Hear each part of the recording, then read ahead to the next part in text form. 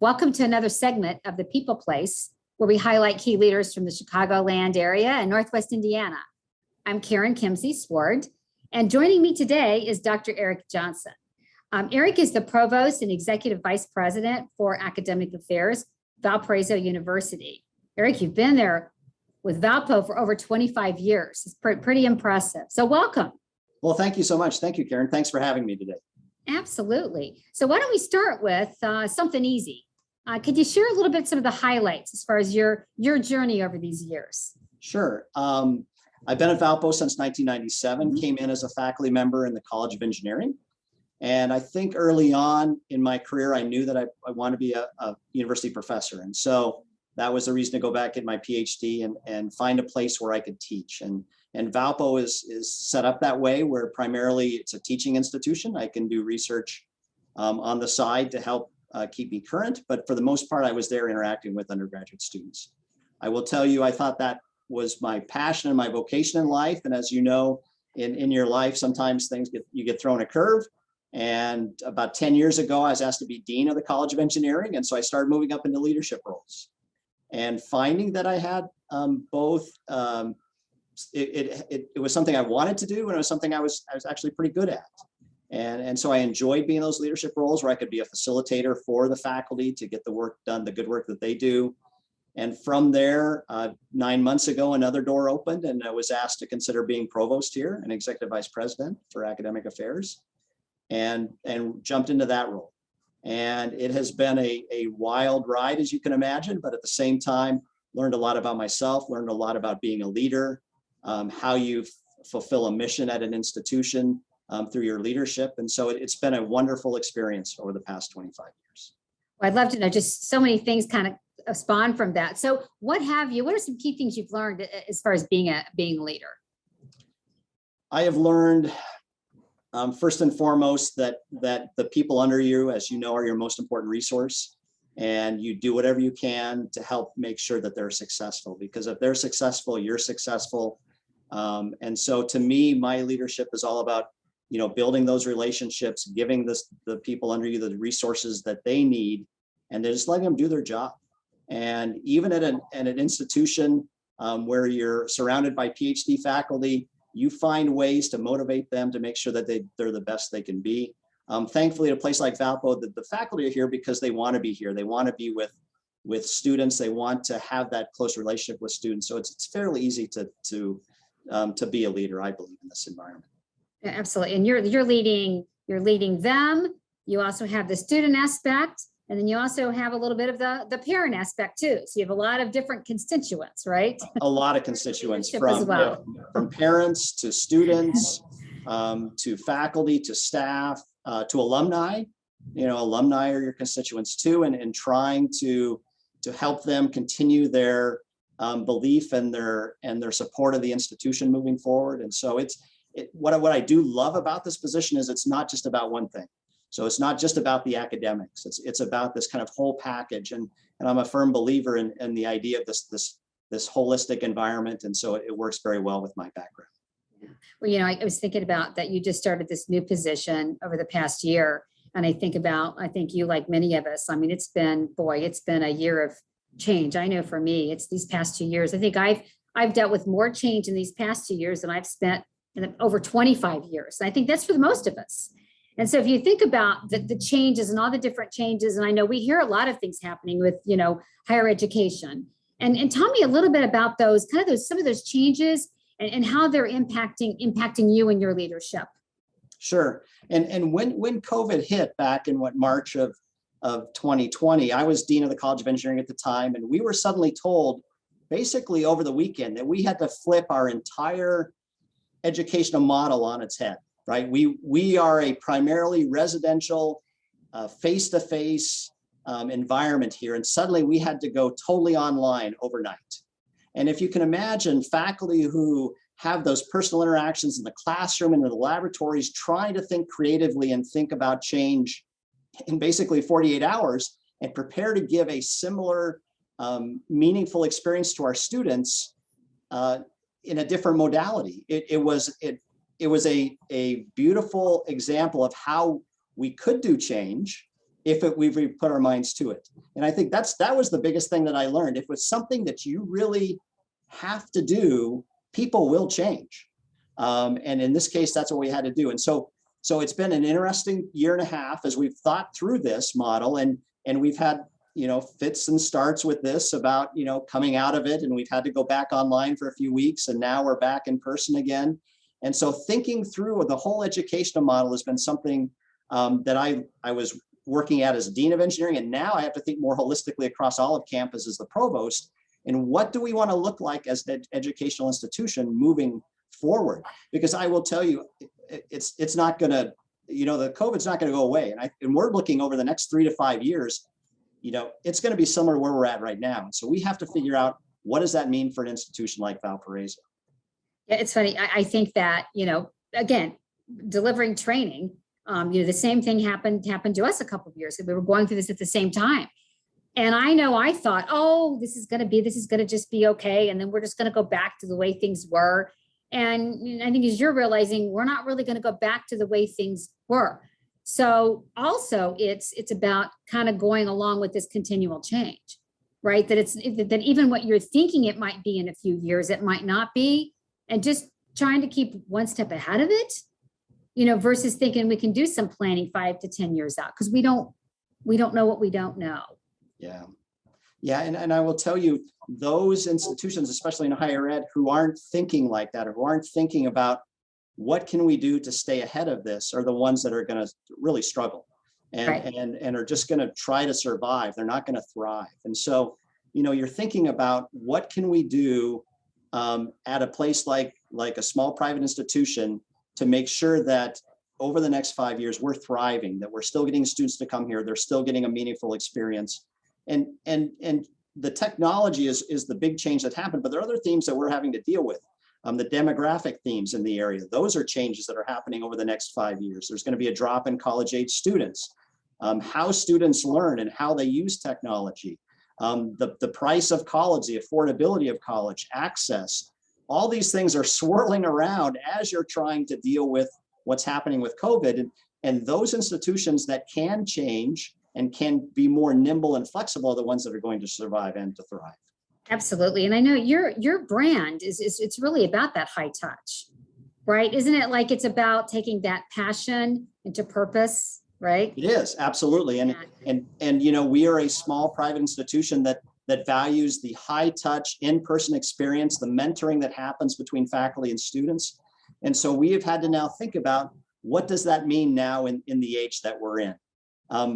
I will tell you, it's a mix. There are some students who feel, I want to have the flexibility. We call it a high flex model, where you can, come to class or watch it at home via Zoom and go back and forth between those two modalities.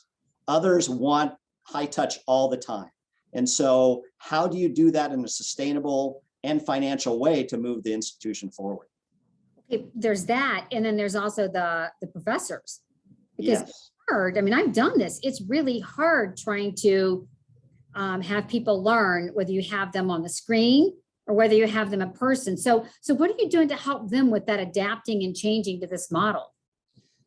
Yeah, again, when we first started, they had to, right? And Right. So, and I think we got over the first hurdle because a lot of them didn't think they could be effective in a different modality, an online modality. So you had to get over the fact that they didn't think it would be the same experience. And so thankfully, that's helped them see that we can do this. Now, the other hurdle is it takes a lot more work to do both.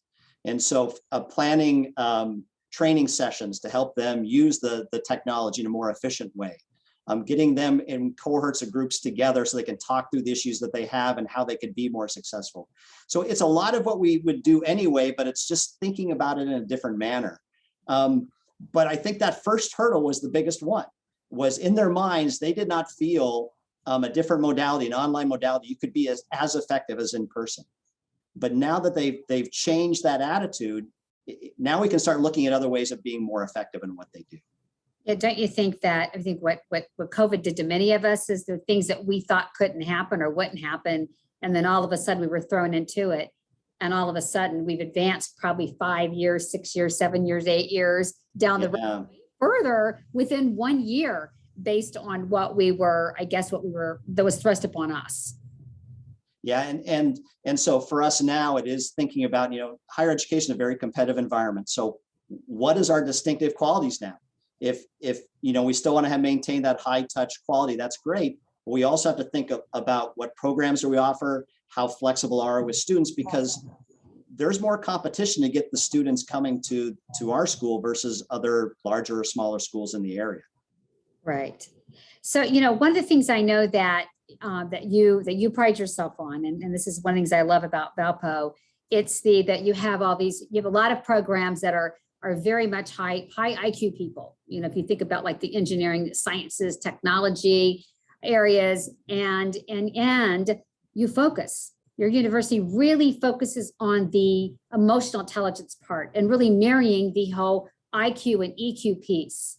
Tell me a little bit about that and some of your philosophy on that with your students in the university. Sure. I think it's invaluable for anyone today to have that combination together to be successful in whatever career they go into, especially in the technical careers. When I started as an engineer back in the 80s, we had a lot of people with very high IQs, very low EQs, and you could be okay in a career for a few years, but that evolved and changed with technology as computers took over, as other software tools took over. You needed the EQ as much as the IQ. You need to understand the technical aspects, but if you couldn't interact with people, if you couldn't develop relationships, solve problems using others, then you weren't going to be a successful engineer. And so we really try hard here at Valpo to really think about both. So creating an academic or a intellectual skill set, but also having a mindset to go with that, a leadership mindset, a service mindset, thinking through what you need to do in any situation to solve the problem that doesn't just involve, equations and designs. It involves the EQ with working with others in such a way of handling conflicts or again, solving problems. And so that is as important in my estimation as it was for just being a good design engineer. And then what are some ways where you work that through the different curricula? Yeah, and so we look at trying to thread that through all aspects of the curricula. So it's not just taking a class here or a project there, but how can we develop it their first year when they get on campus and work in teams together, and how you set up contracts in your team to make sure that if it's not working right, how do you respond to that? To taking the Dale Carnegie course their junior year, where they learn a lot more in breadth around leadership and around other skill sets that they need, to their senior year, where we have a senior design course, a capstone course, where they actually spend a whole year on a project. And again, it's working through realistic type projects and challenging situations that come up, because if you put them in open-ended projects, things are going to come up. And not having these canned, well, this is the one answer. It's open-ended that they have to deal with on their own and solve together, not by themselves. Right. And so just naturally things will come up in those situations where they can work on their EQ.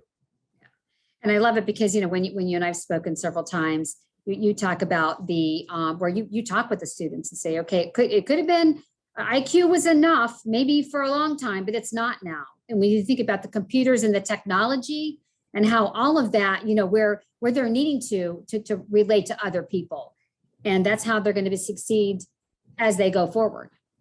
It was really funny. When I was in graduate school, they told me what I learned technically would be obsolete in a year and a half, which is amazing, right? And I'm sure that's only gone up. It's quicker now. And so what has helped me stay current, stay developing is that extra EQ, is being able to talk with people, looking what I need to do to continue to stay current in my area, all those things. But it's not just the IQ. It can't be the IQ because it's obsolete in a shorter period of time. When you speak with companies, and I know you have a lot of connections with a lot of companies and trying to place the students with companies, that's important, right? Because that's a key thing with the university. You've got to tell the students, hey, we can help you land jobs. And it's such a competitive market right now with landing jobs. I know a lot of companies are clamoring for a lot of people with technical degrees. So any advice you have for companies that are trying to attract these students? Any advice you have for them on what can they do to be competitive? So where a student says, hey, I want to go work for you.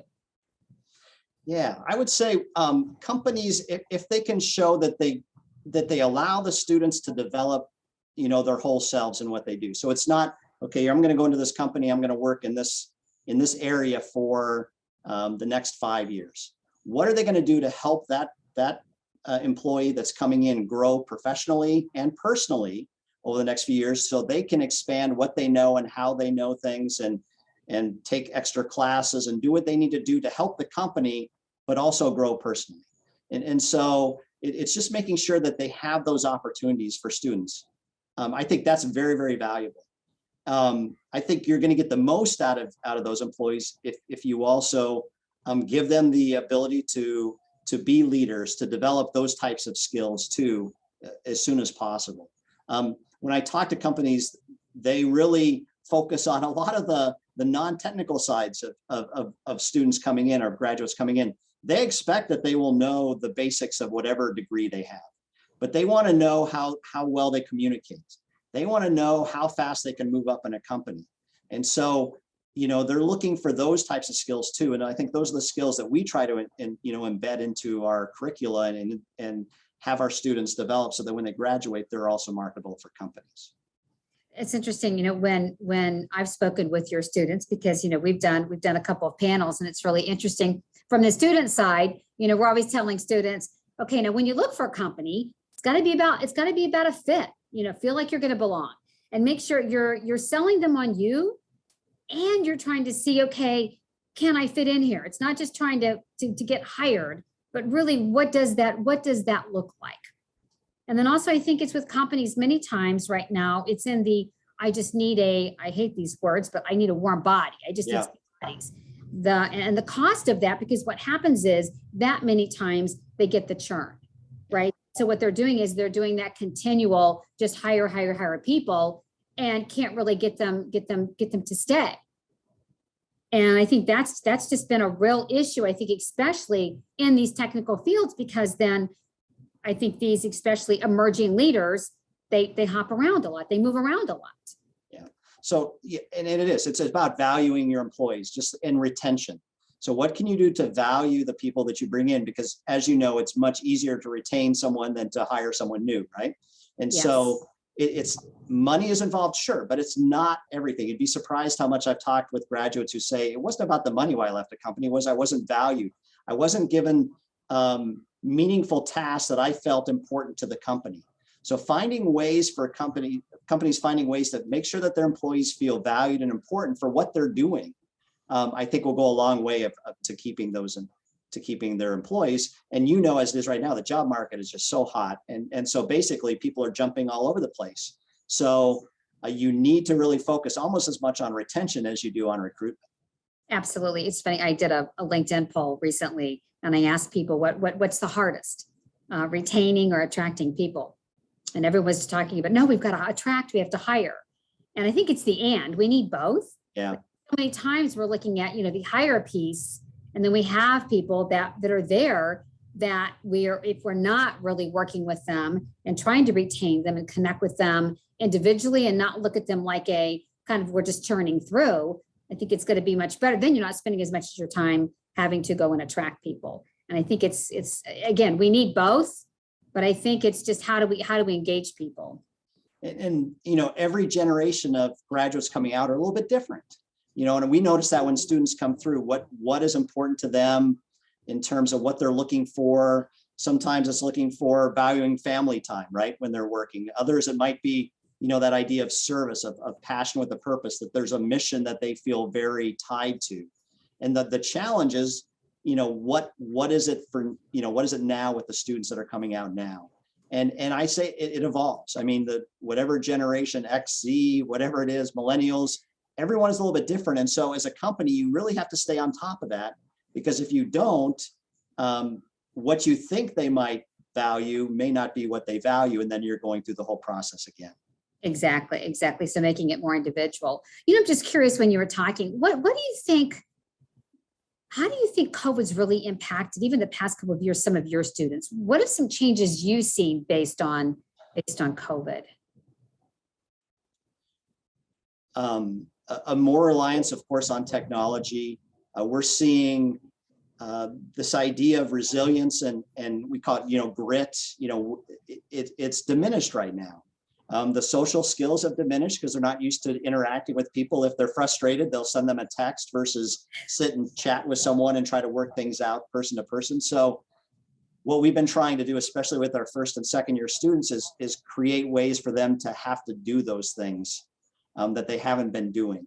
Because I think if we don't, we're going to have a much different society of how people interact socially, and socially bleeds into professionally too. So if you're not used to walking down the hall and talking to your colleague on a certain problem in a company and just sending them a text instead, that's going to be a problem in the long term. And so the biggest change we've seen is having to re-educate students on how to interact with one another, face to face has been a big one. I think that we're spending a lot of our time even re-educating all of us adults, because I think we've been in our own worlds. Many of us have worked, working from home. Many of us are going to be working from home, right? And there's hybrid workplace. And I think it's just how do we deal with each other differently? Mm-hmm. We respond to things differently. And, you talked a lot about change and how do we all continue to adapt to that ongoing change? I think we're all tired. And as you mentioned, it's not going to go away, and realizing that's not going to go away. So it's just, how do we teach students? How do we teach people that are in the workforce, that are beginning the workforce? How do we connect with them one-to-one? I think all of these things are challenges that we as leaders of companies, leaders from higher education, how can we all bond together to figure out moving forward? Because we all know we need these students, we need these young professionals for our success. Yeah, and so I think very valuable for companies these days when graduates go to them, there needs to be some formal mentoring that happens more than maybe even in the past. And in what are the norms and the expectations of a company? How do you handle situations where there are differences between people? What do you do? Because a lot of times they don't know what to do anymore because it's so different from where it's been, 5 years ago. And so I think that's a big deal. And I can't emphasize enough this idea that, you want people to have differences, especially in companies. If everyone thought the same, you're not going to advance whatever you want to do. You need people to argue, to wrestle with ideas, to think through things constructively. And it's almost like we've forgotten how to do that. And we need to get back together and to do that in a constructive way, knowing that what we're doing for a company, for a university, is all toward the same mission or same goal. But if we stop doing that, the products aren't going to be as good as they were in the past because we're just putting out average things. We're not making the advances we need to make to move the company forward or the institution forward. I think that's, I hear again from a lot of leaders that this is really impacted with the virtual and working almost in our own little silos. Yeah, that has impacted change. So I think as a university, even to work with students on, okay, how do you, even when you're working, by yourself, how can you reach out to other people, right? yes. How collaborate? And you mentioned this probably part of the technology is probably part of these work groups and working in person and virtual. I would think that would be a key part to how we, if you want to call it, teach students going forward, kind of learning in a different way. And as we're doing this, we do this synchronously right here, right? So trying to do everything as synchronous as possible, where we're still interacting. We're not in the same room together, but face to face, we're interacting with each other. And so making sure students do that and not asynchronously, where they're just sending a message or sending an email, because you can't have the same types of interactions unless at least you see facial expressions, you see other things like that that are going to help you, again, get to the solution to what you're trying to do quicker than if you're just simply doing these asynchronous messages. Right. So part of the EQ, it's EQ in person. Yeah. And it's virtual. It's virtual EQ. And I think so many times people don't equate those. And I think it is sometimes with EQ virtual, there's certain things you have to be much more attuned to, as you were mentioning. And I think that's a key piece. That's a good point. there are so many things that can happen when you when you send an email and you put the wrong word in and people misconstrue things, and Right. suddenly you're spending more of your time trying to manage a situation. As a leader, we don't have time to do that. I mean, to me as a leader, I need to make sure my point gets across in the way I need to get across as effectively as possible, because we have so much going on at this time. And so I don't have time to bounce off 20 different email messages to try to figure out what we were trying to say to each other. And so if we lose this type of interaction, it's going to be much more difficult to be an effective leader, I believe. Absolutely. Absolutely. So thanks for your insights. Just, I guess one last question would be, any kind of tips, if you think about all the years that you've been working with companies, with the students, with your faculty, any leadership tips or anything that you can say, here's some key things that you've learned along the way that have worked?